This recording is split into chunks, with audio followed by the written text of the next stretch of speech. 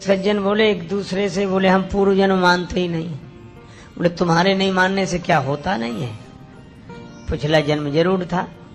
तो वो पूछता था कि बताओ तुम पिछले जन्म में कौन थे अगर तुम मानते हो तो। अब ये कौन बता दे, किसी को याद नहीं है। किसी को थोड़े बहुत दिन याद रहा, फिर वे भी भूल गए। किसी को याद नहीं कि पिछले जन्म में हम कौन थे। वो सबसे यही पूछता था, बताओ तुम पिछले जन्म में कौन थे। तो बड़े बड़े विचारक भी मौन हो जाते। पर एक आदमी था, बोले हमसे बात करो। बोले हाँ तुमसे ही पूछ रहे, बताओ तुम पिछले जन्म में कौन थे।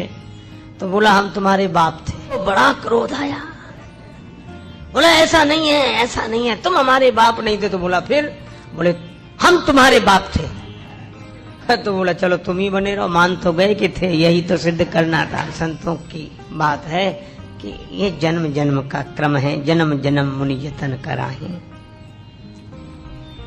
तो भाग्य की दृष्टि से भी संतुष्ट रहना चाहिए। और अगर हम भाग्यवादी नहीं हैं, ज्ञानी हैं, क्योंकि ज्ञानियों का यह तर्क है कि पिछले जन्म का फल भोग अगर अभी, तो जब सृष्टि शुरू हुई होगी तब तो किसी का कोई पिछला जन्म रहा नहीं होगा।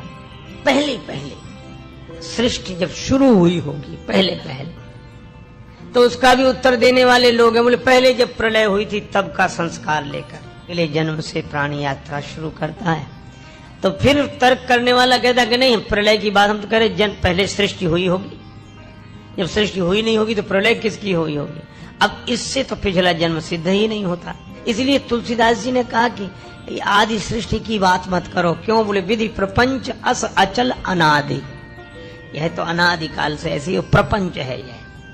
तब क्या करें? बोले तब तो कोई पिछला जन्म रहा नहीं होगा। बोले ना, बोले फिर ये सुख दुख फल भोग ये तो ज्ञानियों ने अपने तरह से बात कही। ज्ञानी जन कहते हैं कि न पिछला जन्म न ये जन्म। बोले फिर ये जो सुख दुख और ये सब दिखाई पड़ रहा है, बोले जैसे सपने में किसी को धन मिल जाए और वह सुखी हो जाए, या किसी के चोट लग जाए वह दुखी हो जाए, तो सपने का सुख दुख है नहीं, भास रहा है। तो ज्ञानियों ने कहा कि सत हरि भजन जगत सब सपना। भगवान शंकर भी यही भी कहते हैं। तो इस दृष्टि से भी संतोष रहा जाए। इसमें भी इस झूठे खेल में मूल्य ही क्या, कोई हार गया कोई जीत गया। तो ज्ञानी अपनी ज्ञान निष्ठा के कारण संतुष्ट रहता है।